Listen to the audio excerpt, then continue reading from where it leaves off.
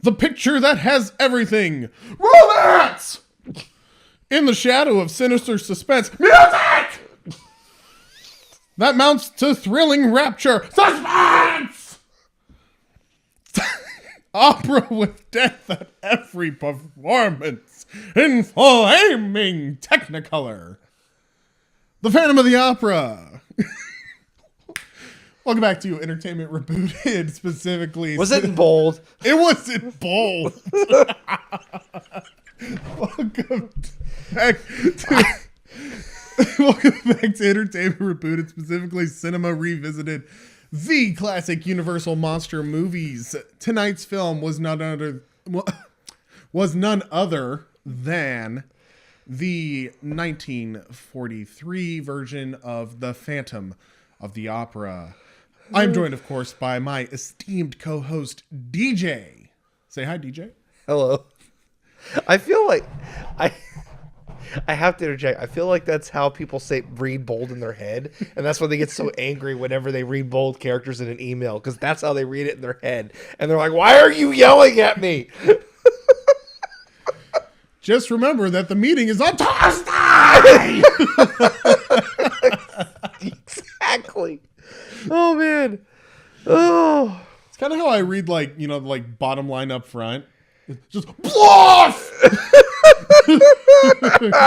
Unlimited power. Oh gosh. Anyway, TJ, we're going to go through the plot. Then we're going to go through the good, the bad, the ugly, and the iconic. And then maybe talk about what we would do to kind of rewrite this film. Although this is one of those films that hasn't really left the public. They have remade this film quite often. I think like 1,000 times at this point. So anyway, let's go ahead and let's get into it. DJ, give us a brief plot summary of The Phantom of the Opera 1943. So this is loosely based off the original novel series that was released, I think in comic fashion, with how it was originally released in, I don't remember what year. I should have looked this up beforehand. Anyway. The years of yore. The years of yore. It's based off of that original play, but with some major differences, actually. So the original version and most other versions have the Phantom be a reclusive person who's basically always lived at the opera house. This one actually gave some intermittent story to the character early on, and it takes a while to get there. So we have a violin player who is obsessed with this soprano singer, a detective who is obsessed with this opera singer, and a baritone who is obsessed with a opera singer. And they all have different ways of expressing it. And he being the baritone, the detective, or the Phantom? Yes. Oh. He being obsessed with her. Who's the he? All three of them. Oh. All three of them. Yes, he, and he. All of them are obsessed with her. So, the story goes on with just the opera. There's a good long opening with operas that establishes the characters and everything. And it moves on with the poor violin player losing his job at the opera house. And then, in order to make money, he submits his concerto, his life's work, to be published. And he thinks that it's been stolen, so he kills the man there. And then secretly tries to help out his obsession from behind the scenes as the Phantom. His obsession, Christine. Yes, this obsession is Christine. And he tries to get her to be able to go out and sing over and over again to failure. He's being hindered by both the detective and the baritone are both trying to apprehend him. And they eventually are able to get him after he kidnaps Christine and takes her down to his lair and tries to get her to sing for him, and then they come and get her.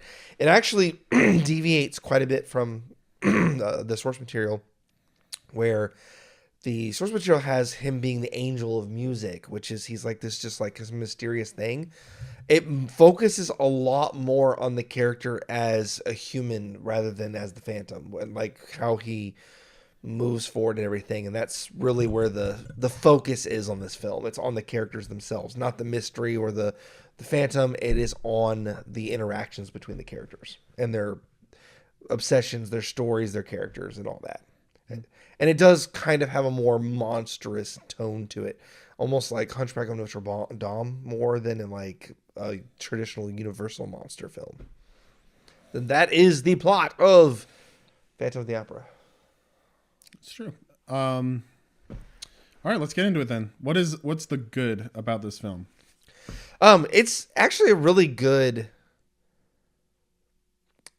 just a good, I don't know.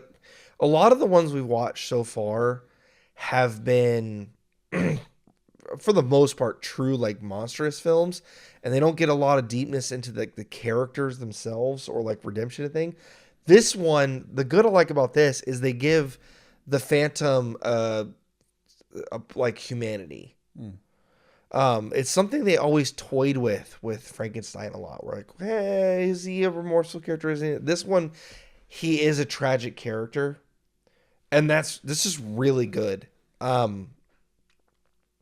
Very different than a lot of other takes of the Phantom and of the monster films in general. This kind of like empathy that the main characters have for the monster character. There is a really strong scene at the end where they're remorsing him, like, he murdered a whole bunch of people, but he's like, I'm glad he got to hear his concerto before he died, because that meant a lot to him, and he was just such a sad man that I felt pity for.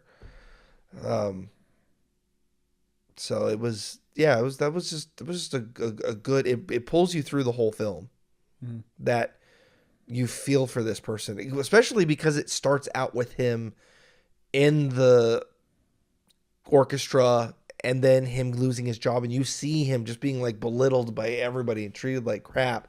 And when he finally snaps, he goes like hardcore, and it's not even like he's killing for the thrill or the sake of it. He feels it's necessary. And he's convinced himself that he's already killed once. At this point, he's like, what does it matter anymore? And he just kind of keeps doing it for whatever he needs to accomplish. He's willing to kill for it. And that drives the plot really well, gives it a lot of heart. So that's my good. Okay. I would have to say, as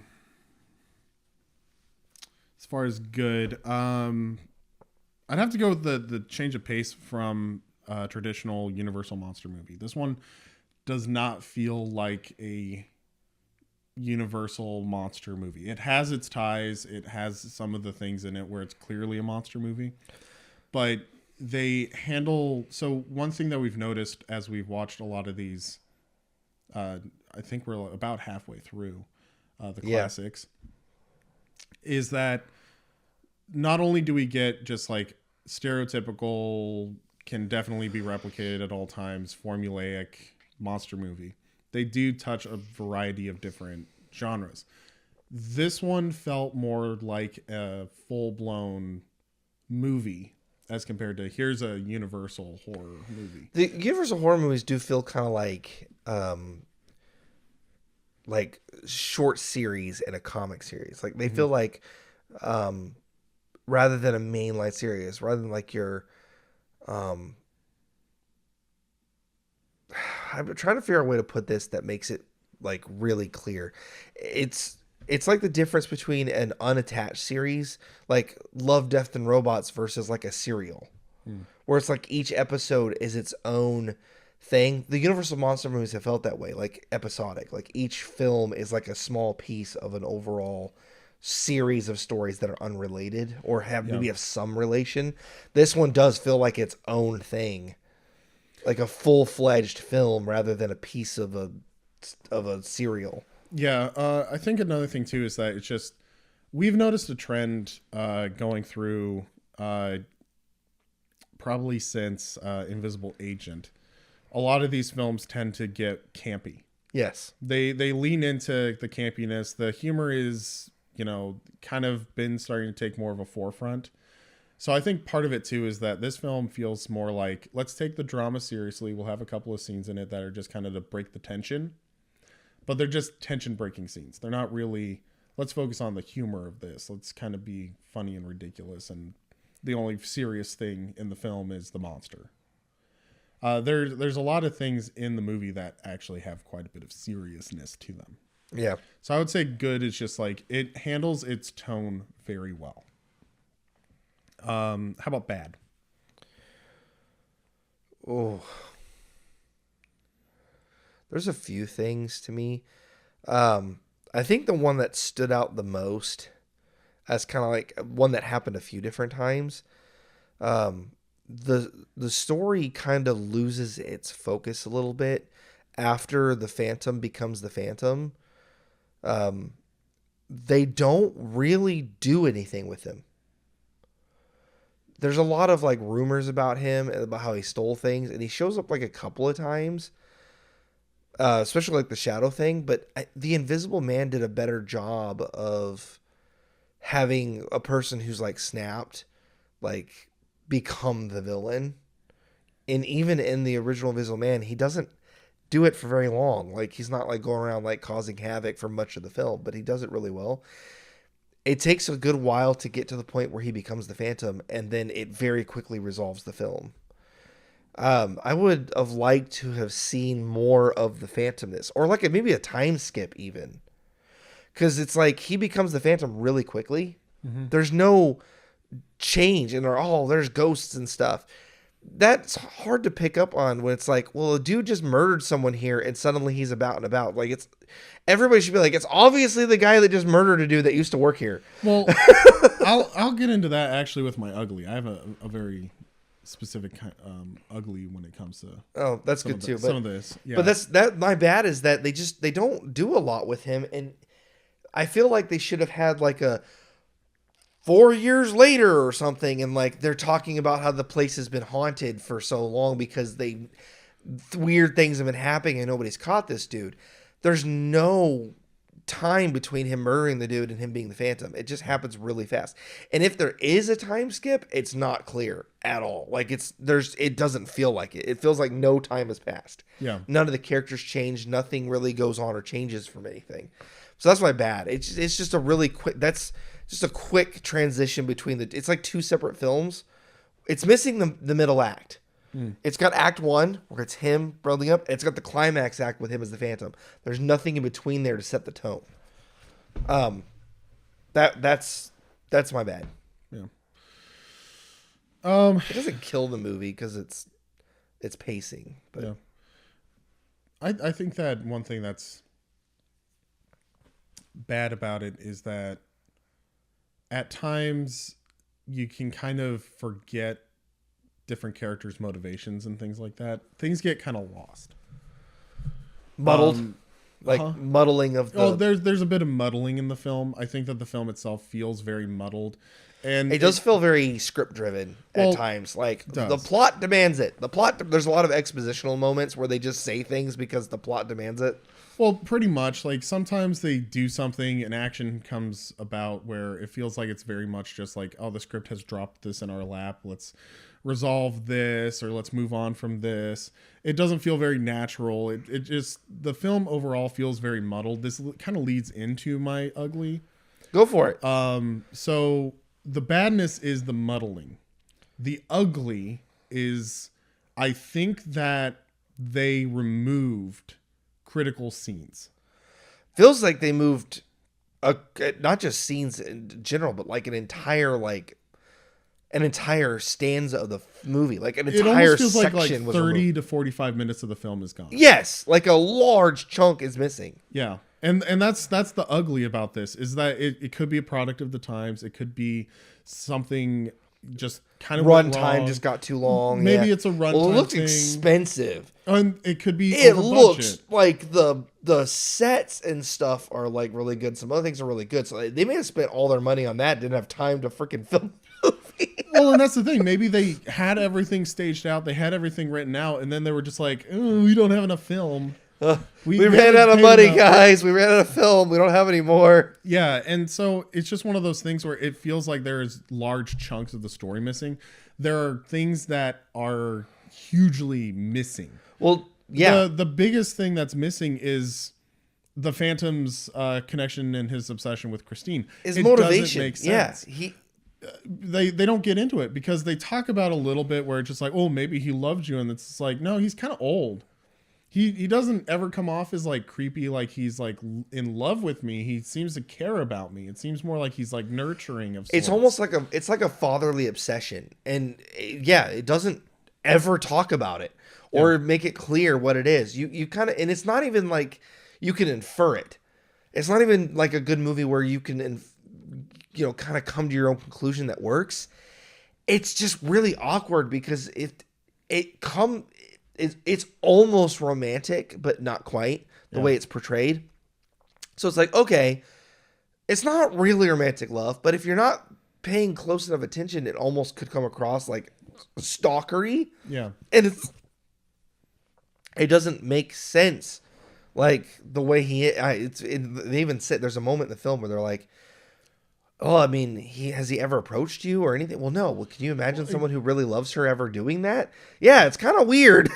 Yeah, and the thing is that it's just like a lot of things get kind of missed out. Like there's chunks of things missing. Like there's certain aspects of the movie that need to be explained and never are.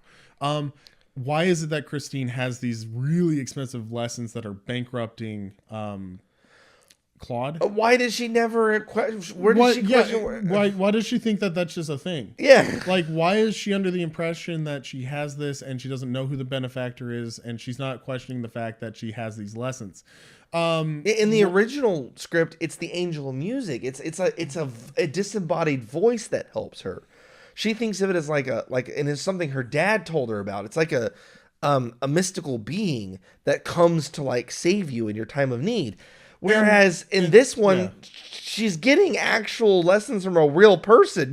You, and this may sound funny, but that's something you would question. If you just hear a disembodied voice, you're obviously hearing it. You're going to accept it. But if someone walks in, like it's like, hey, I'm here to give you free lessons that usually cost a fortune, I'm going to be like, huh? Exactly. And so it's just like that whole chunk is missing. Like, what is the Phantom actually about? What is it that Christine is benefiting from? Why does he care so much? And the thing too is that with what information we have in the finished film, all we know is his name's Claude, right? Yeah, I think so. I think. But all we know is that the Phantom, before he becomes the Phantom, is a violin player. He supposedly has a fortune, but he's living very, very poor. He's in squalor. Yeah, he's living like a pauper. And he's in like a small. Well, actually, it's actually a pretty decent little apartment. But he can't afford soup. Right. He can't afford to pay for soup. Yeah, he hasn't been paying his rent in months. Yeah.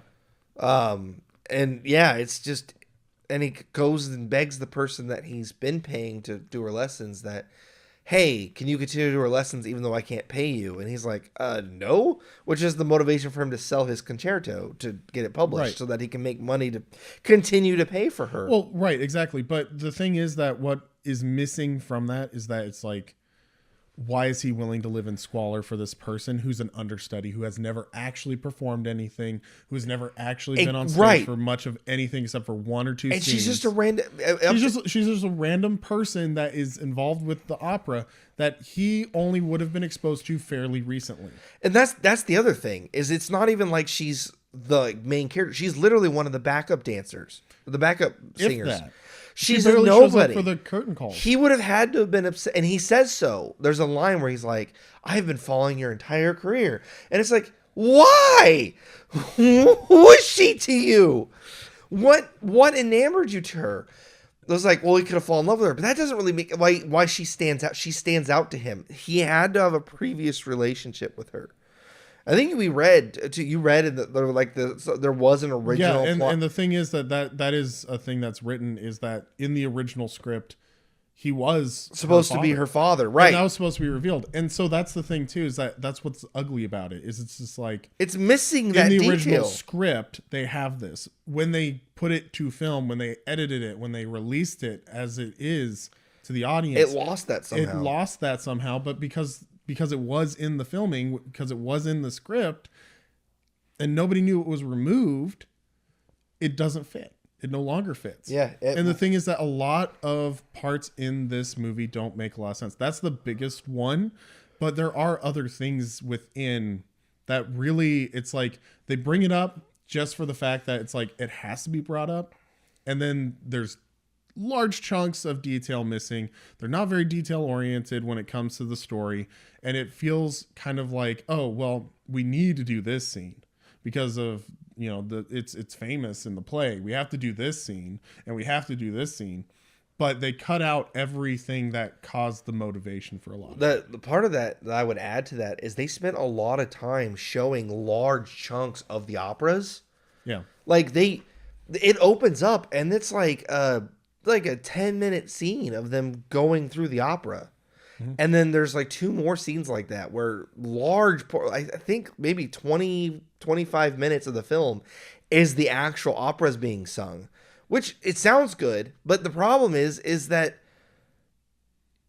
it's a distraction from the plot of the film. Right. If you're going to do that, which I can see why, maybe that's why so many of the more modern ones are done as musicals, because the music is a part of it. This had the music and the play be separate things.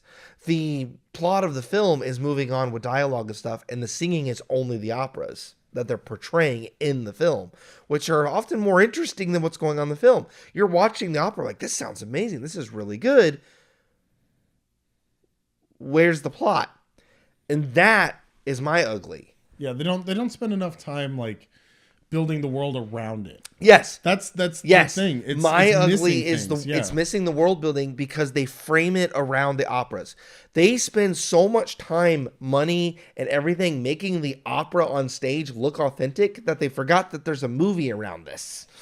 This isn't a movie about the opera. This is a movie about a tragedy that happens at the opera. And that somehow got lost in translation because, I mean, there was a scene I almost fell asleep because they were singing and it was interesting, but then it just carries on and carries on and carries on. And it's in another language, which is a lot of operas are often in a language you're not speaking, but that's not the problem. They start in the middle of the opera. I have no idea what's happened up to this point. So they're doing this major scene of an opera, and I have no idea what's going on. I don't know what the point is, the premise, because I haven't seen anything around it. When the opera opens, with the very first one, it starts midway through the opera. It's already started, and I've missed the beginning, and it's like arriving late to a movie, and I missed like the opening scene, and now I'm confused, and it's also in another language, so I'm really confused. You could pick up an operas by the motion and stuff. Like we're doing the one we think was like Genghis Khan later. He's like throwing. You can tell there's like an argument happening and something going on. But again, it starts after the opera's already started. So I don't know. Point. Why are you spending so much time on this when I don't know the context? Right. It's not entertaining to me to watch this opera when I've missed half of it. Like, it's nice to showcase the talent of the people. Like, you know, it introduces us to a couple of the players, but the very opening one was good. Like, it starts in the middle. No, but that's fine. what I'm saying is like it sets the characters. Great to set up the characters. Yes, but you are right. They spend way too much time on a lot of these, where it almost feels. If it only did it the one time at the beginning, it would have been forgivable. They do it 4 more times, or 4 times total in the film, and you're like, okay. I get that you want to showcase the opera, but there's plot supposed to be happening here, and this is just distracting, and I don't know what's going on. I don't care about the play. If you're going to... we had the same thing, I think, with the producers was the same problem, where like they would show large chunks of it, but not in any order that you can understand. So the play. The play within the producers was like... You're showing me like 10 minutes of this play, but it's out of order. And it's even in English at least, but I still don't know what's going on because I missed half of it. You keep skipping around. If you're going to focus on it, just show me the whole thing. Yeah, or shorten it and just show me the whole thing. Or show me the opening number and show me the closing scene. Yes. That's all you need to do. Yeah, just show me.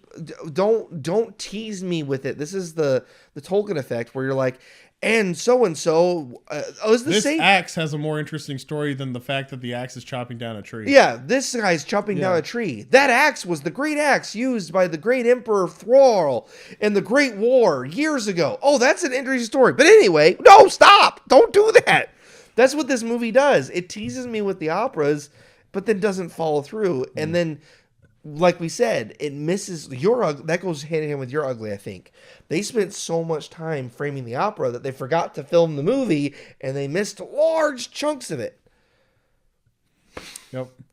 Which also ties into my iconic as well. Okay, what's your iconic? My iconic is the set pieces. That is iconic. Like the set pieces are fantastic. They spent so much we thought that they may have actually filmed this film in like an actual opera house. But they built a studio and built an opera house inside the studio, and man, does it look amazing. It looks like the actual opera house area. And it's opulent, and it's multiple stories, and it's fantastic. And you could tell they're filming from different angles. Like, you can see the whole opera house from front to back, so it's like an enclosed space. Like, my goodness, they did a good job. There's one scene I did notice earlier on when they're doing some panning. You can see another camera in the background. So they're doing a pan, and on one of the other balconies, you can see a camera. So they had cameras around the room, and they caught one in one of the panning shots.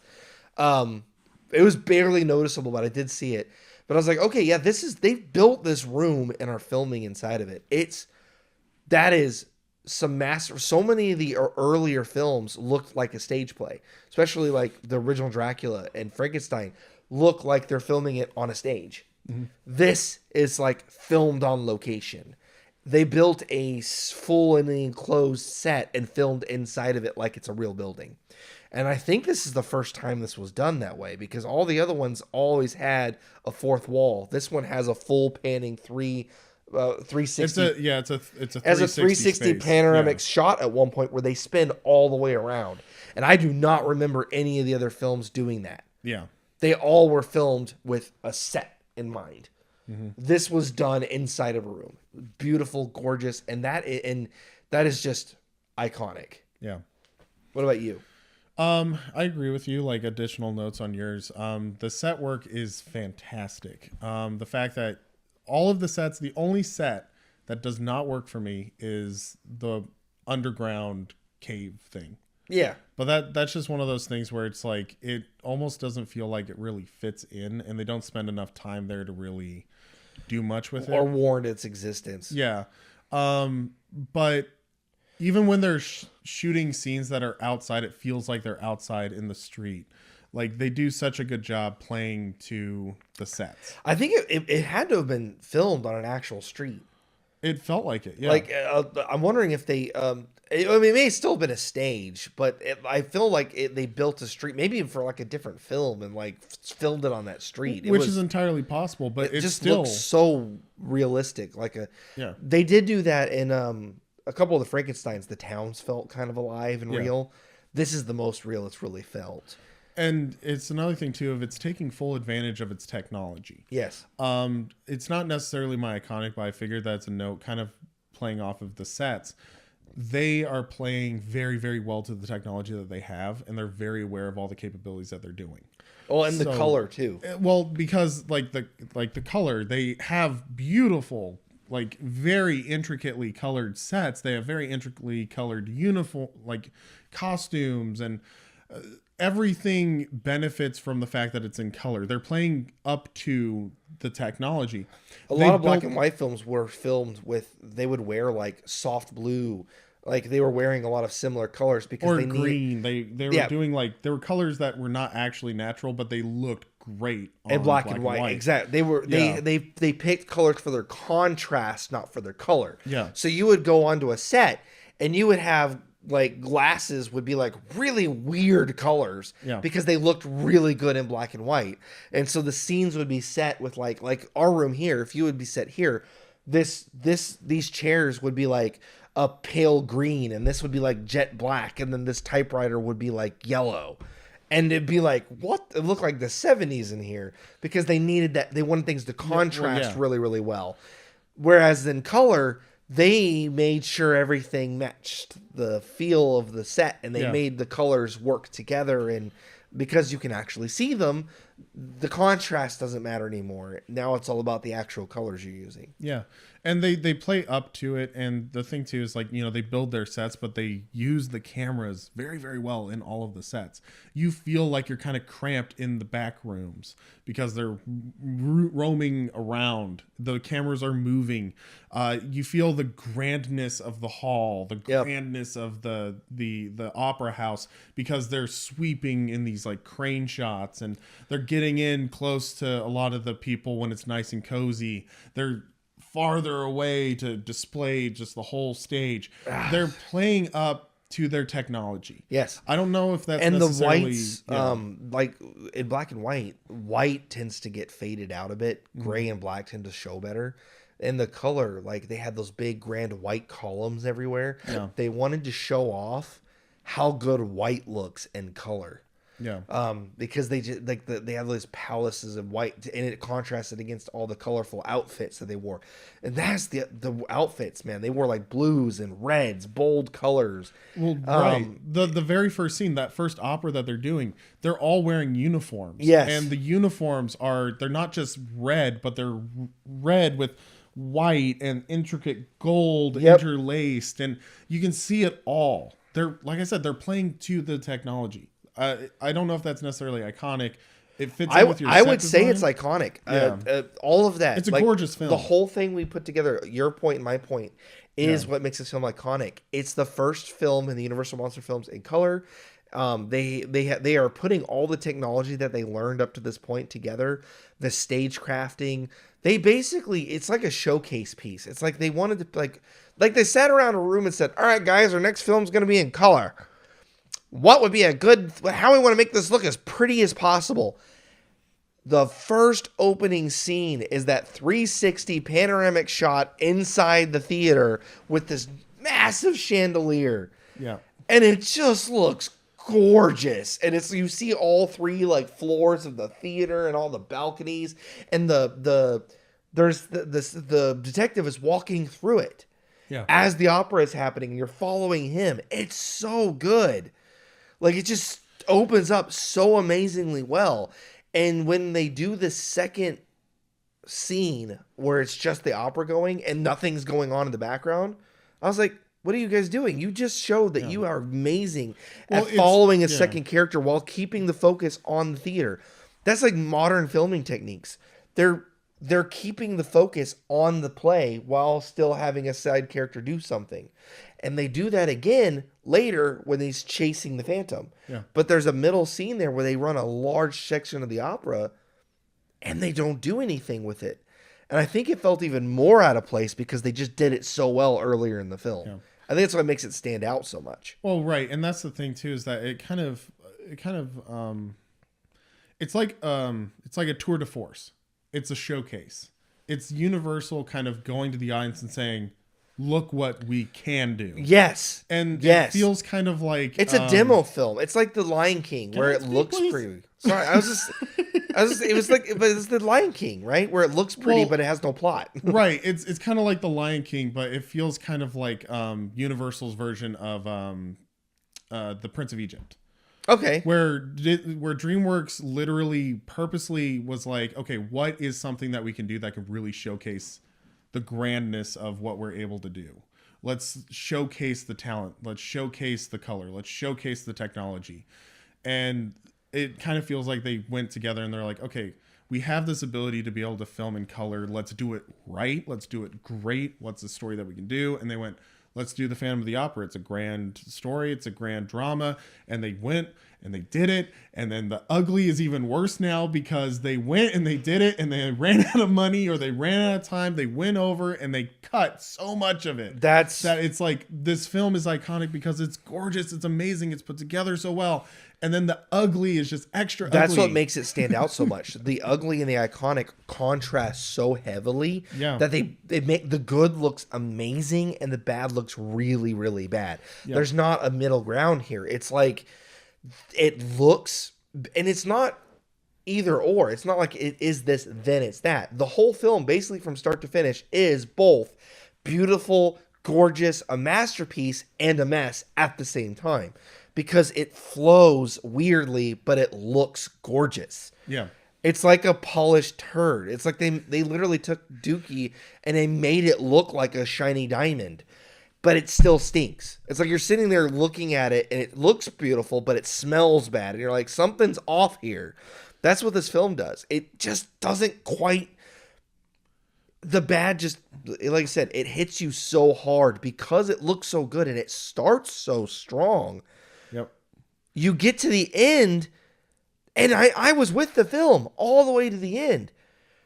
When it finally ends and you still don't have major questions answered, you're like, well, what the heck? Well, and it's a thing, too, of like, if it's like the visuals were there, the technology was there, the acting was there. Like, Claude Rains is an amazing actor. He played the Invisible Man. Still, I think the Invisible Man is probably like peak Universal monster, as far as filming. So it's like you have the actors, you have the talent, you have the songs. That's actually a good point, because it was the Invisible Man guy playing the Phantom, right? Yeah. He's really good at the psychological madness thing. He does that really well. And you have the technology and you're using it to your advantage, and you have the set. It's beautiful. The set's beautiful. The story is dramatic and bold, and it's just all of it's coming together. It's a 10 out of 10 film, and then they just left half of it on the cutting room floor. They literally could have, honestly, just had it like at the end, because they end. You said this at the end, like they end with it does this cool close up shot of the Phantom's like mask and his violin, and then it ends, and you're like, oh, it better not end there. And then there's a little closer. If that little closer is almost like a modern like mid-credit scene. It's just a goofy little scene. Well, it's a goofy little scene that kind of gives a little bit of a resolution when people are asking the questions. Bruh, is this like a tricycle situation? Is this forever permanently tricycle? Because it gives a little resolution to the love triangle thing. It gives a resolution to the love triangle thing. I understand why it's there. But it doesn't resolve the Phantom. No. If in that same scene she had discovered that he was her father the entire time, you could have ended it there and it would have given all the closure to the rest of the film. It would have been a little more stark than giving it a little more in the film, but it would have given the closure. That alone, literally just in the very end going, oh my gosh, he was my father the entire time, and then it ends, would have worked. But they don't even do that. They don't even like sneak it into the end. They just don't touch it. Well, and there's a lot of stuff that they could have done with it where they could have just explained very quickly. It's just like, I don't understand. He was a beautiful man and he had a beautiful mind. It's a shame that he went mad. You know, like you could have had something where like that, where it's just like, you know, he really kind of like they did with the Invisible Man. Well, it's like he truly was a genius. He truly was an incredible like artist. And then maybe you can have the mom just be like, oh, it's absolutely gorgeous. Your father, you know, it's just like your father truly had a vision for music. And she's like, what do you mean? And she's like, the concerto, that's like your father wrote that. He'd been working on it since you were a little girl. That would have been it. It's just like, okay, you can explain like that's why he was obsessed. Like, yes, you could have it where her mom like overhears it. Yeah. Like she comes to the theater to see her perform, and then she hears the concerto, and she's like, when they're leaving, they're like, wow, I was like that. That was interesting to hear. She like starts crying. She's like, Mom, what's wrong? She's like, that was your father's work. That was what he left us over, was to pursue that work. And she's like, my father? And then boom, you end it. Like, holy crap, that's a and nugget. At least it wraps up enough to explain like his obsession. Yeah. That's like the biggest like hole. And it leaves it on a fun like cliffhanger where it's like, what? And then you're done. And then you can watch it again and kind of appreciate it in a different light. Yes, that also makes it rewatchable. That gives it replayability. When you end films with a hard twist like that, it makes Sixth Sense is a great example of this. Once you know the twist, you can then go back and rewatch the film, realizing all the things that happened up to that point. You're like, oh my gosh, I get that. Oh, that makes sense. Oh, look at them not paying attention to him. Yeah. And it gives the film an entire different meaning. That cliffhanger twists make films rewatchable because now you go back and rewatch it with whatever changed. Now you know the new information, and then you see it completely different. Exactly, it's like a new movie. Exactly. Yeah.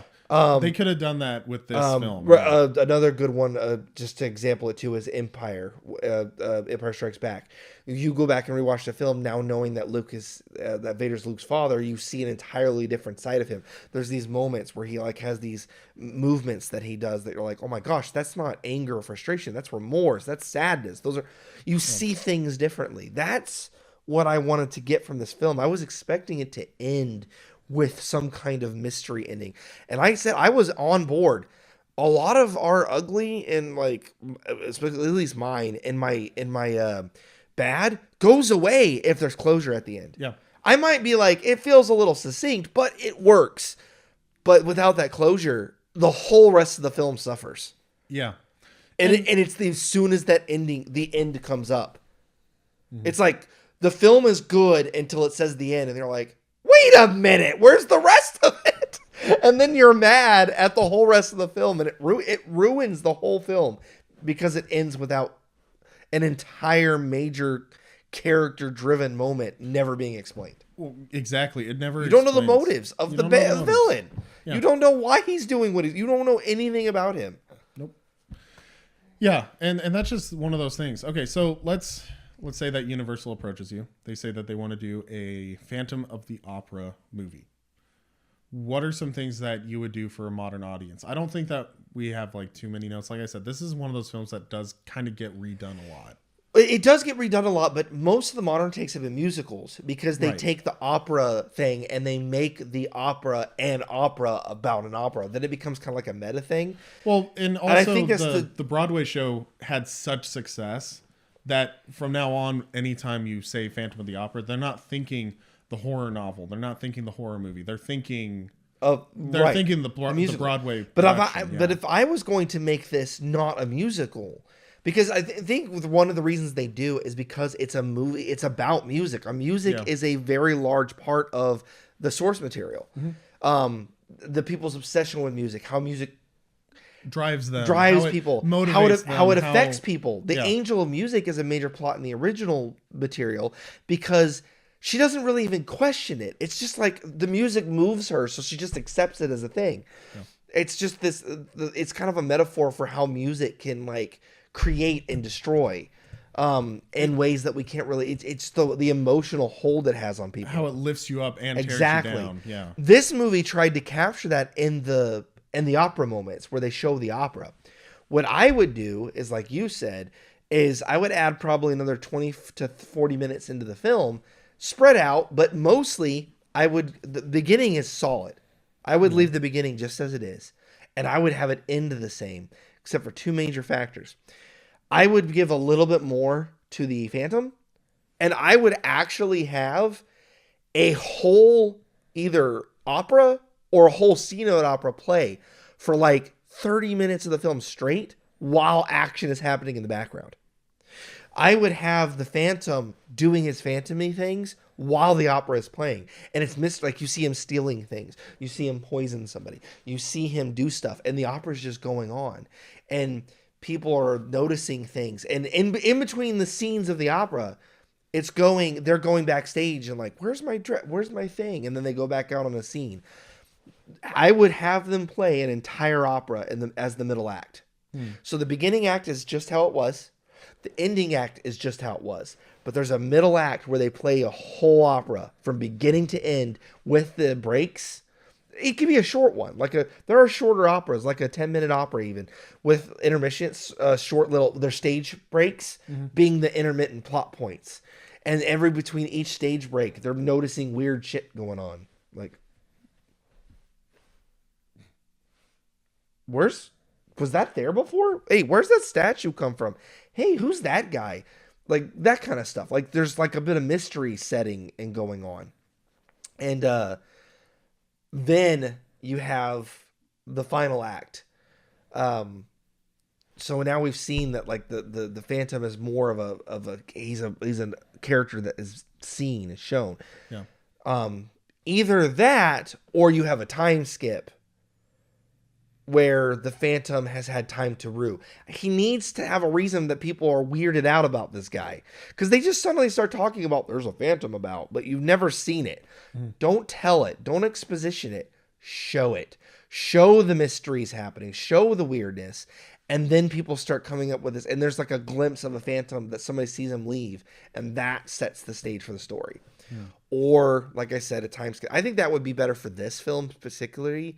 The way that it was done, if I wanted to remake it with the same spirit, where they seem not to want to do a time skip. They seem to want to do this consecutively. I would have that in there.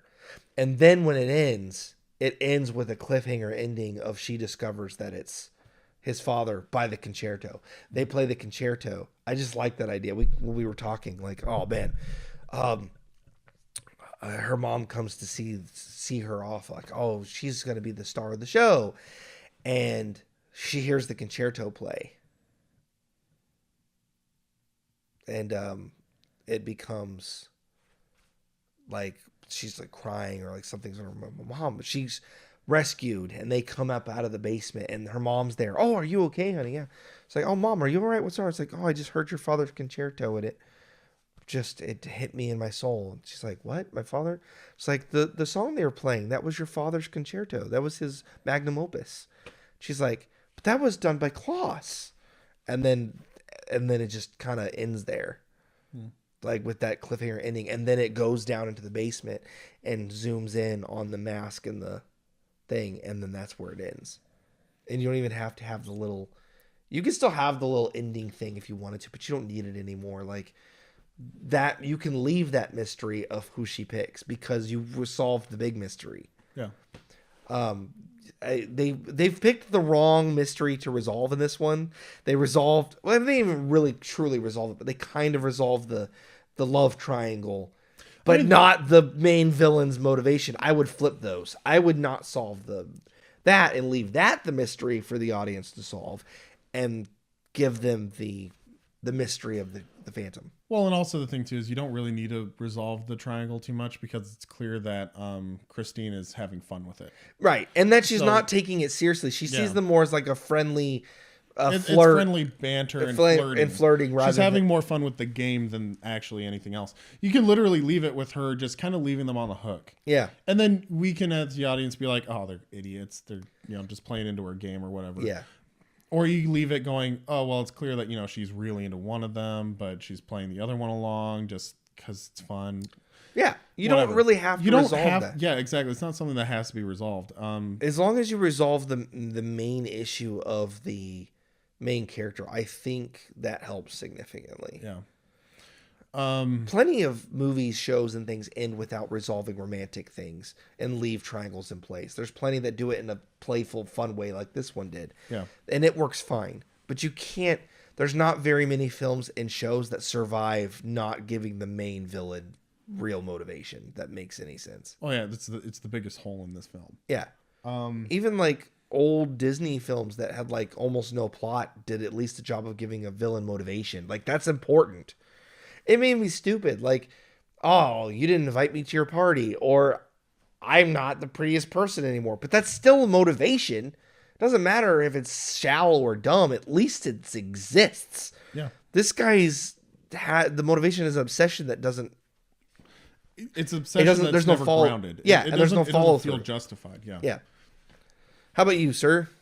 All right. Universal approaches me to make a Phantom of the Opera.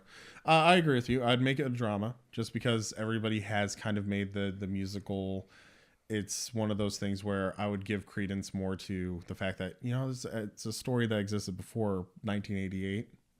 And It's it always existed been- not as a musical a lot longer than it did as one. Yeah. And so I would go back and I would do more of a drama. I think that what I would do is I'd spend a bit more time around the world, around some of the things that are going on with the opera, like the drama and the tension with Christine.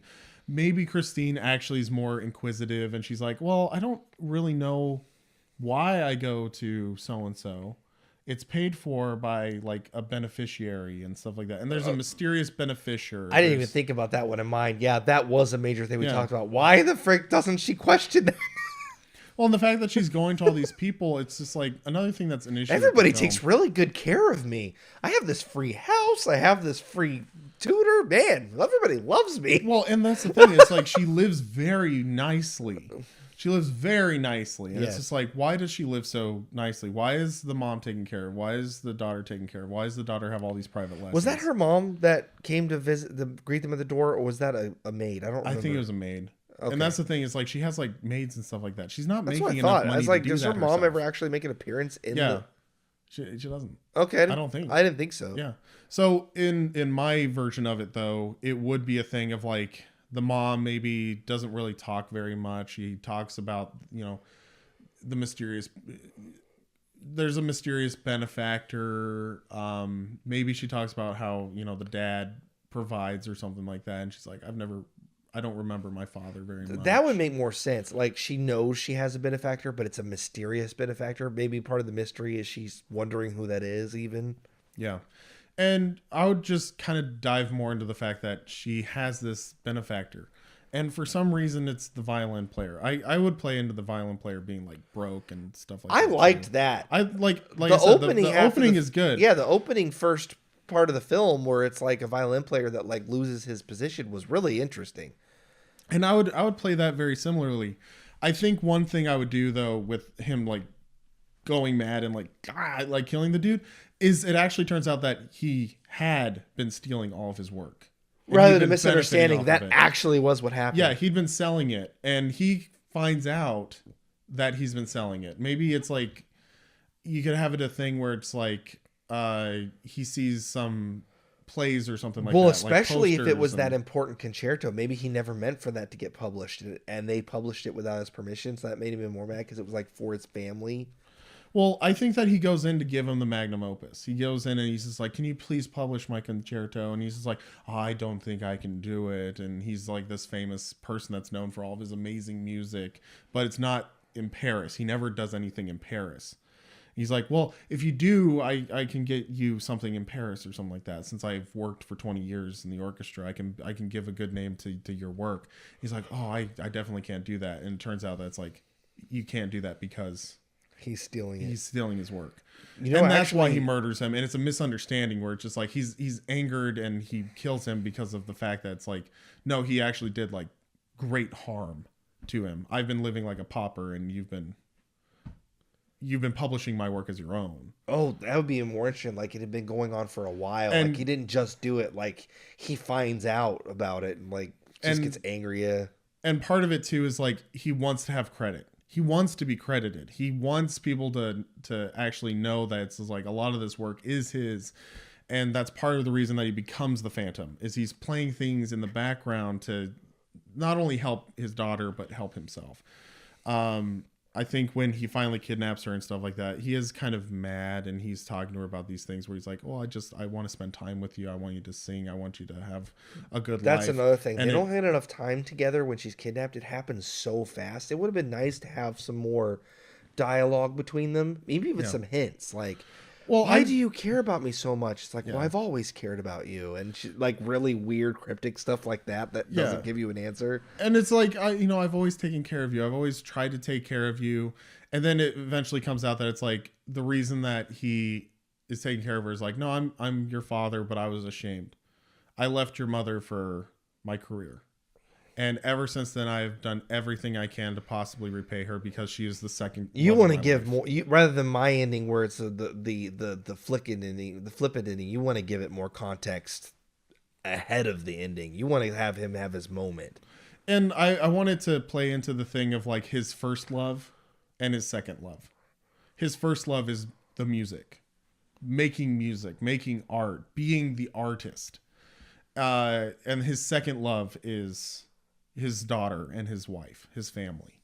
They lost out to his music, and they've always been it. second. Yeah. So he has his career. He's the musician.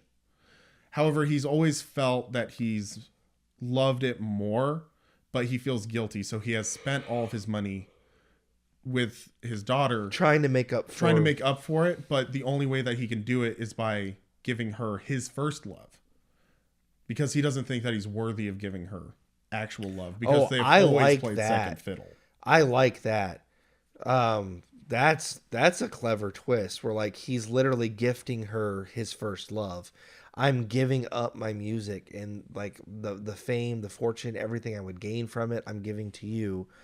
I will let you gain the fame, you gain the fortune, not me. I'm not worthy of any of this. Yeah. You are the one worthy of this. I squandered it a long time ago and ruined my chances with you, and I want to try to make up for that. I like that. That's really clever. And so you give him like this really profound motivation. His profound motivation is like, I can't love you as a person. You've always been second to music. So I'm loving you through the gift of music. I'm being your angel. And it's the angel of music. Yeah, that also was missing completely from this. They never really do. She hears the voice once. But there's never any of the singing or like because in the original he plays violin and sings both. Mm-hmm. And so he plays violin for her and sings for her throughout the original context. And this one, he literally just says one line to her, and that's it. And that's what I meant where I wanted to give like more of that. I wanted to have more interactions between her and the Phantom. They do that better in more modern films.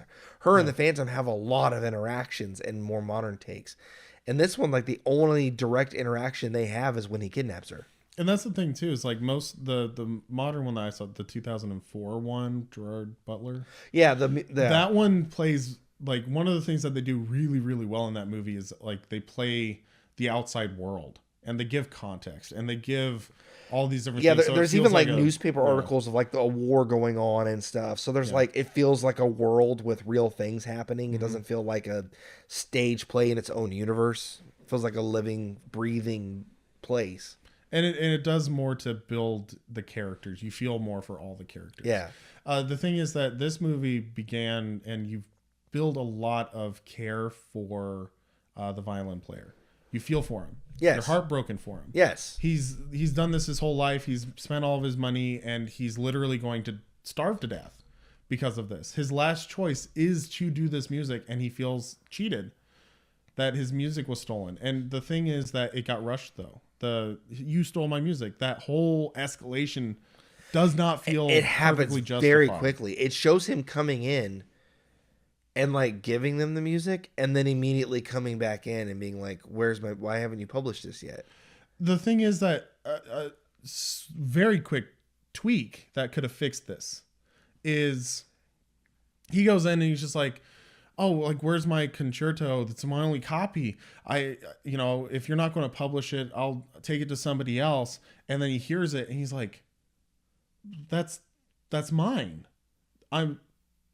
You're actually playing it. And he's kind of excited. He's like, you're finally playing it. You're finally looking at it. And then the maestro walks in and he goes, oh, whatever his name is, you've written another.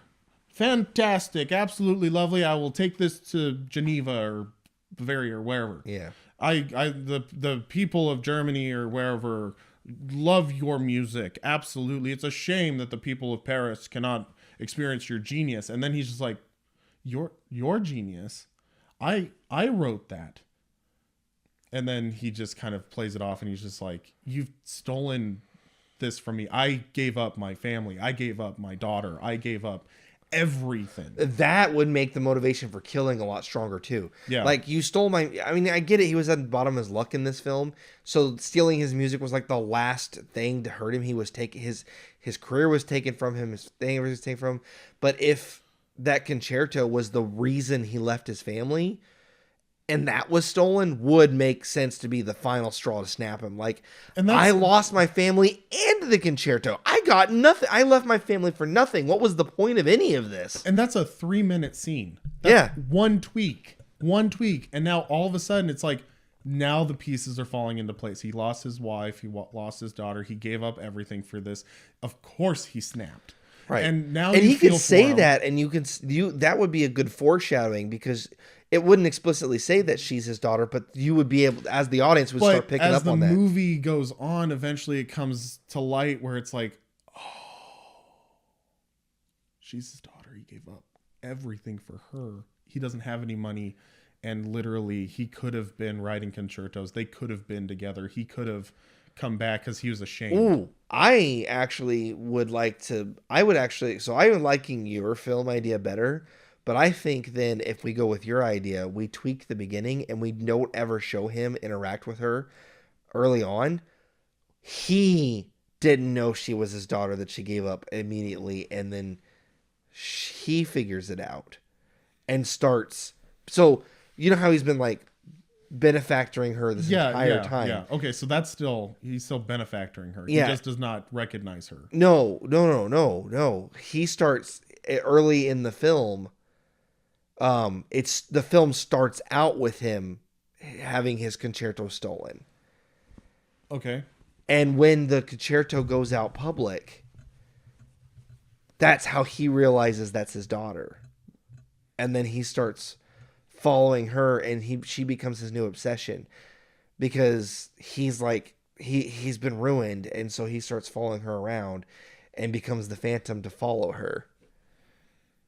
That could work. So the movie happens. So the beginning of the film is him losing his job and everything, and then going to try to sell the concerto, and then it gets stolen, and he gets deformed, and he goes to the theater and then starts following her because he realizes she's the daughter and he's all that he has left. He thought he lost everything, but now he realizes he has a daughter. So she's grasping just at the final straw. She starts out as just a background dancer like it does, but then it skips years later, and she's been benefactoring. She's now the star of the show. She has a nicer place. She's been benefactoring, and she doesn't know who this benefactor is, and it's him. And it's the Phantom has been helping her out all of these different ways. And she's the angel. He's the angel of music, singing for her and training her while paying for all of her things and stuff. And he's been stealing from the place to benefactor the whole time. It gives more time and more character development. It gives me the time that I want, and it gives you the more character development that you want. I think that would be, it kind of takes both of our ideas and juxtaposes them together a little bit, and it makes a much better film to like string through. I like that. Yeah, that works. Speaking of things that work, the like button works. I in theory. So does the subscribe button. Maybe you should try them and make sure that they're working. If you haven't already. Nothing gets people to subscribe more than talking and condescending down to them. Plus the like button, you plebs. The reason we don't have subscription is because we're better than you. Pull a Disney movie, like Disney PR. It's actually your fault. It's all your fault. It's the audience's fault. It's your fault our videos aren't good. It's your fault we don't do well. It's all your fault. That nothing gets people to like your stuff better than telling them it's their fault you didn't watch it. And then belittling them. And then, we have to belittle them next. Because you're all that you like movies, racist you and misogynist. That's why you don't watch our stuff. What else do they use? No. You have to insult the people that actually like it. Oh, that's right. So you have to be like, I can't believe that you guys actually spent an hour and a half listening to two idiots talking about movies. Yeah, how could you? Oh, movies are so stupid, and you're stupid for liking them, but give us money. It's literally Disney's entire stick. That's like Disney's PR the last 3 years. Disney's like, oh. Why? Oh, you don't like our slop? Well, that's your fault. Yeah. Maybe if you paid us more. Oh my gosh. If you came and saw more of our crappier movies, we'd make better movies. That's not how that works, Disney. Anyway, guys. I have our cold open.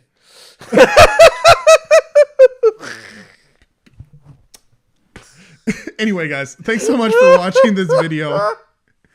Please consider leaving us a like. Let us know your thoughts in the comments below. What did you think about, if you've seen it, 1943's Phantom of the Opera? Maybe even what are your thoughts in regards to us? We would love to have that conversation in the comments below. Otherwise, if you haven't already, please consider subscribing. We are trying to watch all of the classic Universal monster movies. We also have different series on Godzilla, Mel Brooks, and we're doing a thing where we're watching B movies, so purposely watching bad movies and giving our thoughts on those. Otherwise, we try to do a lot when it comes to new films, doing reviews for that. So if you like movies like we like movies, you would like this channel. So we hope to see you guys in the next video. Thanks for watching.